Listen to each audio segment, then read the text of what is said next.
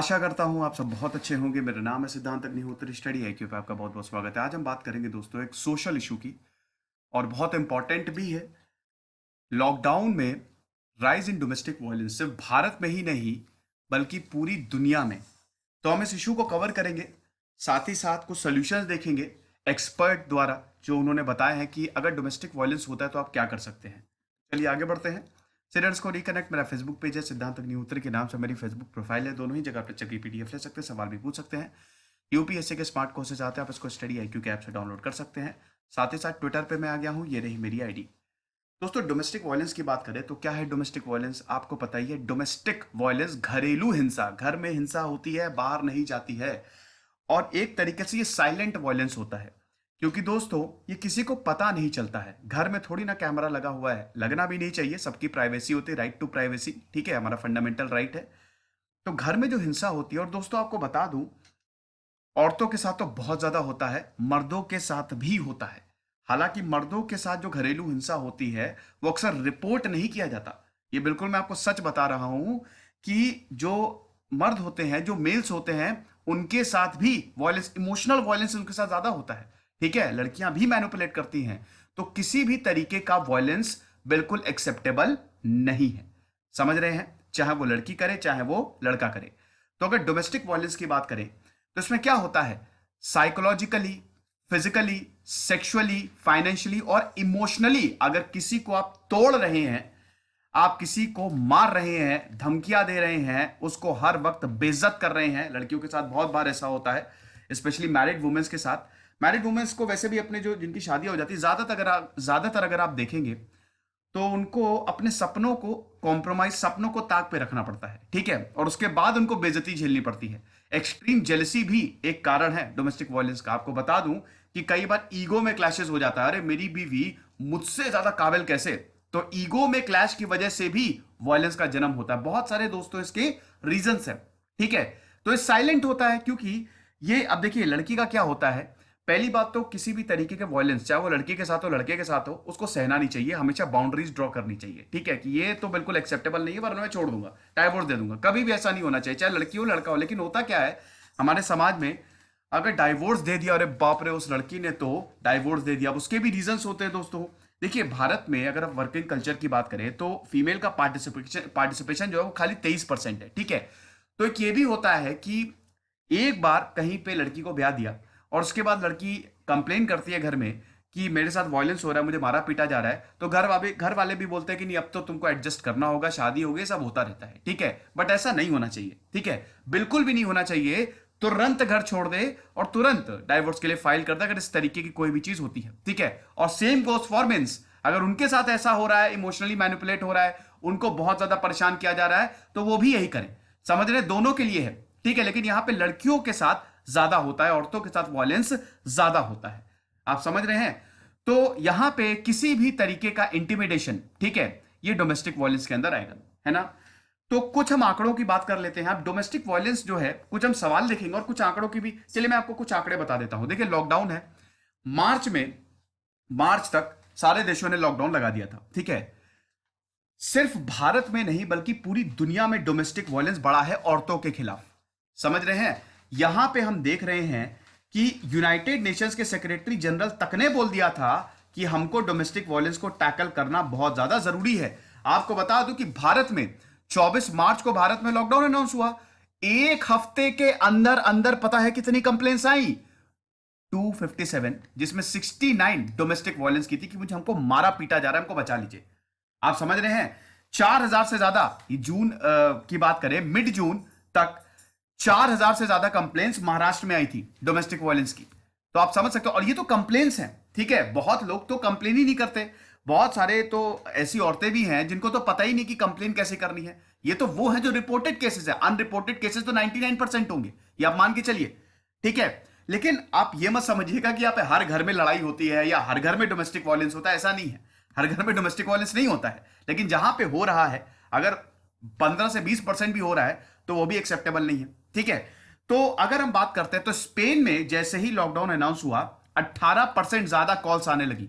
वहां पे औरतों ने फोन करके बताया कि हमारे साथ डोमेस्टिक वायलेंस हो रहा है। फ्रांस में 32% और अकेले पेरिस में 36%, ठीक है। इटली की बात करें तो इटली में भी यही हुआ, जैसे ही लॉकडाउन लगाया इटली ने एक ऐप लॉन्च किया था और उस ऐप में 150% ज्यादा कंप्लेंट्स आई। यूके में 25% से डोमेस्टिक वायलेंस बढ़ गया। अमेरिका में गन की जो बंदूक की सेल्स थी वो रिकॉर्ड हाई पे चली गई। अमेरिका में आपको पता ही होगा, मैंने लेक्चर लिए हैं कि अमेरिका में बंदूक रखना बिल्कुल कानूनी है। आप कानूनी तौर पे बंदूक रख सकते हैं, वो इलीगल नहीं है। आप समझ रहे हैं? तो अमेरिका में ये, और जो डोमेस्टिक वायलेंस का फिगर है वो भी डबल डिजिट में गया। भारत में एक हफ्ते के अंदर अंदर 70 कंप्लेंट्स आ गई डोमेस्टिक वायलेंस की। और अगर हम दोस्तों ग्लोबली बात करें, पूरी दुनिया में 25 करोड़, यूनाइटेड नेशंस की रिपोर्ट के हिसाब से 25 करोड़ मतलब 243 मिलियन टू बी प्रिसाइज, इतनी औरतें पूरी दुनिया में डोमेस्टिक वायलेंस का शिकार होती है। भारत में पता है क्या आंकड़ा है? चलिए मैं भारत का भी आपको आंकड़ा बता देता हूं, ठीक है। भारत में 15 से लेके 49 एज ग्रुप, इस बीच में हर तीसरी महिला डोमेस्टिक वायलेंस का शिकार होती है। ये नेशनल फैमिली हेल्थ सर्वे, ये नेशनल फैमिली एनएफएच ने, एनएफएचएस जो सर्वे करता है, उसमें ये बात सामने आई। आप समझ रहे हैं? और ये reported, these are reported cases. 31% इनमें शादीशुदा औरतें हैं, जिसमें फिजिकल वायलेंस 27% है, इमोशनल वायलेंस 13% है। और हर औरत ने कभी ना कभी किसी टाइम पे असॉल्ट फेस किया ही है। आप समझ रहे हैं? तो ये भारत की हालत है। बहुत सारी एनजीओ भी काम करती हैं डोमेस्टिक वायलेंस के लिए, ठीक है। दिल्ली की अगर बात करें तो दिल्ली में 14 से ज्यादा एनजीओ अभी ऑपरेशनल है, ठीक है।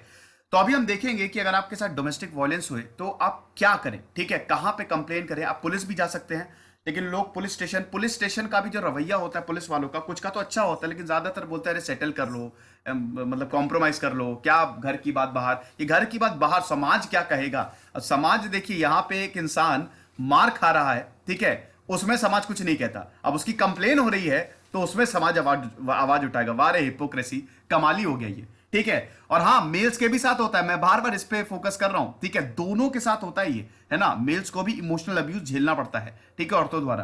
तो अगर हम बात करते हैं, अब हम कुछ देख लेते हैं कि कुछ सवालों के जवाब ले लेते हैं।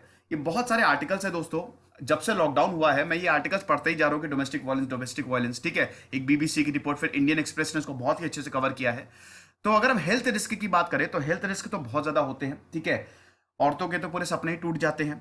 फिजिकल अब्यूज तो बिल्कुल एक्सेप्टेबल है ही नहीं। अभी एक वीडियो वायरल हो रहा है दोस्तों, उसमें आपने देखा होगा कि एक औरत ने खाली एक इंसान से बोला कि मास्क मत पहनो। आंध्र प्रदेश की खबर है, वो आदमी गया, उस औरत को इतना मारा, बाकायदा सीसीटीवी कैमरे में ये पूरा इंसिडेंस कैद हुआ है।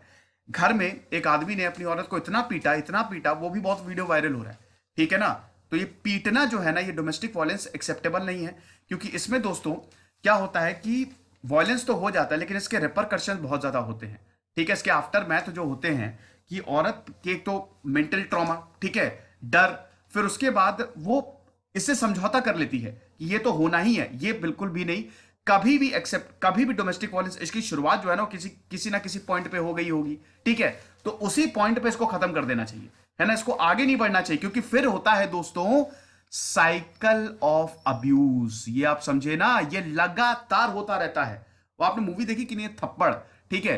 तो उसमें यही होता है ना कि उसमें थप्पड़ एक बार मार दिया, ठीक है, उसका मेन क्या कहते हैं कि मोटिव यही था उस मूवी का कि सब बोलते हैं कि चलो एक बार थप्पड़ मारा, क्या हो गया, सही है। लेकिन अगर वो बर्दाश्त कर लिया जाता है तो फिर वो होता ही रहता है। इसको कहते हैं साइकिल ऑफ अब्यूज, और उस पर बहुत सारी रिसर्च हुई है, ठीक है। वो आप देखिएगा, वो मैं आपके ऊपर छोड़ता हूं, ठीक है।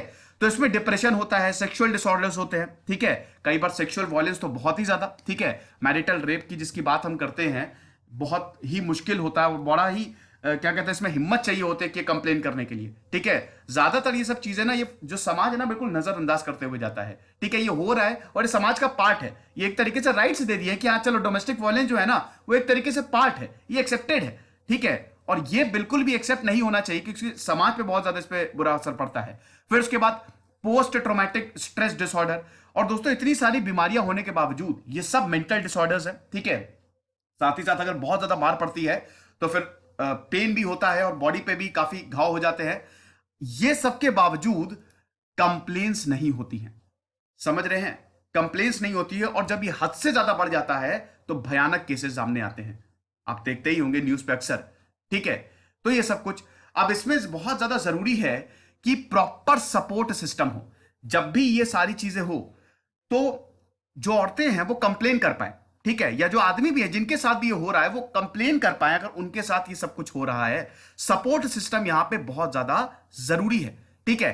अब कोविड में क्या यहां पे रिजल्ट दिए हैं कि 24 घंटे यहां पे साथ में रहना है। ठीक है, 24-24 घंटे यहाँ पे साथ में रहना है। जब 12 घंटे साथ में रहते थे, दिन भर काम होता था और घर आते थे, तब इतने ज्यादा झगड़े होते थे।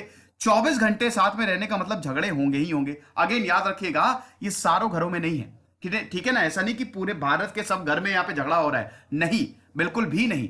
जिन घरों में हो रहा है हम उनकी बात कर रहे हैं, समझ रहे हैं। लेकिन दोस्तों कहीं ना कहीं तो झगड़ा, चलिए ठीक है, थोड़ा बहुत तो झगड़ा होना भी चाहिए, ठीक है, इससे रिलेशनशिप भी ठीक ही रहता है। लेकिन अगर वो बहुत ज्यादा ये मार पीट पे और इमोशनल और फिर मैनिपुलेशन पे उतर जाए, फिर वो बहुत गलत है, ठीक है। अब यहां पे बच्चों की बात की गई है, क्या बच्चे भी वल्नरेबल है? बिल्कुल बच्चे वल्नरेबल है भैया। गुस्सा जो है, बच्चे तो बहुत पिटते हैं, ठीक है ना। गुस्सा जो है, जो चाहे वो माँ हो चाहे बाप हो, वो अपने बच्चों पे उतारेंगे। कई बार ऐसा होता है, और पिताजी तो ऐसा एकदम बेल्ट ले लिया और पीटना शुरू कर दिया, और बच्चे हैं छोटे। मैं आपको एक एग्जांपल देता हूं, ठीक है। मैंने स्टालिन की बायोग्राफी कवर की थी, जोसेफ स्टालिन की। जोसेफ स्टालिन एक बहुत बड़ा हत्यारा था, आपको पता ही है। डिक्टेटर था। डिक्टेटर क्या मतलब, लेनिन के बाद यूएसएसआर का वो लीडर बना था, ठीक है, 1924 के बाद, और 1953 तक रहा था। स्टालिन ने हत्याकांड चलाए थे, ठीक है, और एक तरीके से इसको पर्सनालिटी डिसऑर्डर था, बहुत खतरनाक पर्सनालिटी था। हिटलर से ज्यादा कत्ल स्टालिन ने किए थे। पता है ऐसा क्यों था? सिगमंड फ्रॉइड की मेरी बायोग्राफी देखिएगा। सिगमंड फ्रॉइड एक बहुत बड़े साइकोलॉजिस्ट थे, शायद सबसे बड़े, ठीक है, मैंने बहुत पढ़ा है उनको। उन्होंने बताया था कि सब कॉन्शियस माइंड आपका बहुत स्ट्रांग होता है, और जो आप होते हैं ना, वो आप अपने सब कॉन्शियस माइंड की वजह से होते हैं, समझ रहे हैं। स्टालिन के साथ क्या होता था, बचपन में उसके पिताजी उसको बहुत मारते थे। बड़े बड़े जो पाइप होते हैं ना, मोटे मोटे, उससे मारते थे। इतना छोटा सा 10-12 साल का बच्चा, उसको छोटी छोटी बातों पे पीट रहे हैं, कोई बात भी नहीं है तब भी पीट रहे हैं। और देखिए उसका फिर आगे जाके कैसा हो गया जीवन, उसको पूरा एकदम खतरनाक तरीके से उस चीज ने रूप ले लिया। तो डोमेस्टिक वायलेंस अगर बच्चों पे हो रहा है ना, बच्चों को पीटा जा रहा है, तो वो फिर बड़े होके जो करेंगे, वो पूरा उनके अंदर भी बैठ जाता है सबकॉन्शियसली, और फिर वही सामने आता है ना। तो बच्चों पे भी डोमेस्टिक वायलेंस इस लॉकडाउन के कारण बहुत ज्यादा हुआ है। औरतों की तो आवाज होती है, बच्चों की तो कोई आवाज भी नहीं है, वो किसको जाके कंप्लेन करें, ठीक है ना। तो ये खतरनाक। अब इसके रीजन बताए हैं, एक तो यही स्ट्रेस लेवल बढ़ गया, ठीक है। देखिए जाहिर सी बात है, जो आदमी है वो बाहर काम करने जाते थे, अब 24 घंटे घर पे हैं, ठीक है। एक महीना हो, चले एक दिन हुआ, एक हफ्ता हुआ, 2-3 हफ्ते आते आते इंसान का दिमाग हो जाता है, इंसान का दिमाग खराब होने लगता है, ठीक है। यहां पे जो स्ट्रेस लेवल्स है वो बढ़ा, और उसके बाद गुस्सा कहीं ना कहीं तो निकलेगा। फिर इसी में आप एंग्जाइटी जोड़ दीजिए, जॉब इनसिक्योरिटी, फाइनेंशियल वरी और जॉब इनसिक्योरिटी तो सबसे बड़ा रीजन है कोविड का, ठीक है। यहां पे दोस्तों रिसेशन ऑलरेडी आ ही चुका है, कॉन्ट्रैक्शन हमारी इकोनॉमी हो रही है, अनएम्प्लॉयमेंट बढ़ता जा रहा है। तो जिनकी जॉब है उनको भी लग रहा है कि कहीं जॉब ना चली जाए। फिर फाइनेंशियल वरी, पैसा नहीं है, पैसा कहां से आएगा, पूरे परिवार को पालना है, जिसकी वजह से डोमेस्टिक वायलेंस में वृद्धि होती जा रही है, समझ रहे हैं। तो ये भी बहुत इंपॉर्टेंट है, और ये सब बच्चों के ऊपर और औरतों के ऊपर, दोनों के ऊपर फूटता है, ठीक है। और औरत है तो आदमी के ऊपर फूटेगा। तो यहां पे हम देख रहे हैं कि डोमेस्टिक वायलेंस के केसेस जो हैं वो बढ़ते जा रहे हैं भारत में, है ना। और कोविड में तो और ज्यादा बढ़ते जा रहे हैं, ठीक है। ऑप्शंस क्या है? ऑप्शंस ये है कि आप बिल्कुल इसको रिपोर्ट करें, बिल्कुल भी डरे नहीं। अगर आप पुलिस में नहीं जा रहे हैं तो भी आप अपने नेबर्स का इसमें रोल बहुत अहम हो जाता है दोस्तों। जो पड़ोसी, अगर आप डोमेस्टिक वायलेंस कहीं पे भी देखें, आपको कुछ करने की जरूरत नहीं है, एनजीओ कॉल कर दीजिए, पुलिस को कॉल कर दीजिए, या फिर हेल्पलाइन नंबर्स पे कॉल कर दीजिए, ठीक है। आपसे कोई पूछताछ भी नहीं होगी, जिस घर में हो रहा होगा उसी घर में जाके पूछताछ करेंगे। ये अगर आप कर सकते हैं तो बड़ी मदद हो जाएगी। और उसमें जो विक्टिम्स, उनका सपोर्ट सिस्टम कैसा है, किसी को जरूर बताइए, कोई ना कोई ऐसा जरूर होता है, एक तो दोस्त आपका ऐसा होगा ही जो बहुत ही ज्यादा सपोर्टिव होगा, उसको बताइए, ठीक है ना। एक्शन लीजिए, कभी भी इसको सहना नहीं चाहिए, वरना मैंने बताया ना, ये साइकिल ऑफ अब्यूज हो जाता है। कोई कितना भी कहे कि नहीं करना नहीं करना, लेकिन बिल्कुल ये सब नहीं सही है, ठीक है। वॉयलेंस किसी भी तरीके का ना, वॉयलेंस और वॉयलेंस को जन्म देते हैं, जैसे गांधी जी कहते थे, हिंसा हिंसा को ही जन्म देगा, ठीक है। उसके बाद दोस्तों बहुत सारे हेल्पलाइन नंबर्स हैं डोमेस्टिक वायलेंस के लिए। अब हम कुछ हेल्पलाइन नंबर्स की बात करते हैं। इसमें अगर बात करते हैं तो ये अभी नेशनल कमीशन फॉर वुमेन, इन्होंने अपना व्हाट्सएप अलर्ट जो है वो जारी किया था। ये बहुत अच्छा किया, ये आप देख सकते हैं 7217735372, ये इनका व्हाट्सएप अलर्ट नंबर है। और उसके बाद फिर ट्विटर ने भी बहुत सारे हैशटैग्स चलाए, say no to domestic violence, India fights corona, hashtag dowry. तो इस तरीके के हैशटैग्स भी twiterindia.com ने बहुत सारे चलाए हैं ताकि डोमेस्टिक वायलेंस ना हो। साथ ही साथ दोस्तों अगर दिल्ली की बात करें, दिल्ली में केसेस आए हैं, दिल्ली में 14 से ज्यादा एनजीओ जो है वो एक्टिव है। उसके बाद Delhi legal service authority, actually एक एनजीओ ने हाई कोर्ट में पिटीशन डाली थी कि भैया डोमेस्टिक वायलेंस के लिए कुछ करो। तो वहां पे हाई कोर्ट ने बाकायदा, मतलब यहाँ पे जो दिल्ली लीगल अथॉरिटी है, ठीक है, लीगल सर्विस अथॉरिटी, उन्होंने हेल्पलाइन नंबर जारी किया कि हम आपको लीगल हेल्प पूरी तरीके से देंगे। तो 1516 इनका हेल्पलाइन नंबर है, और उसके बाद इनका व्हाट्सएप नंबर ये दिया। बेकार में मत कॉल करिएगा, अगर आपके साथ कुछ हो रहा है तभी कॉल करिएगा, ठीक है, बेकार का कॉल मत करिएगा, है ना, वरना आपके खिलाफ कार्रवाई हो सकती है। तो इसके बाद और दोस्तों जो वुमेन हेल्पलाइन नंबर है #181, मतलब #181, उसके बाद #112, सॉरी, हाँ 112, ठीक है, तो 181 112 ये तो वुमेन हेल्पलाइन नंबर है ही है।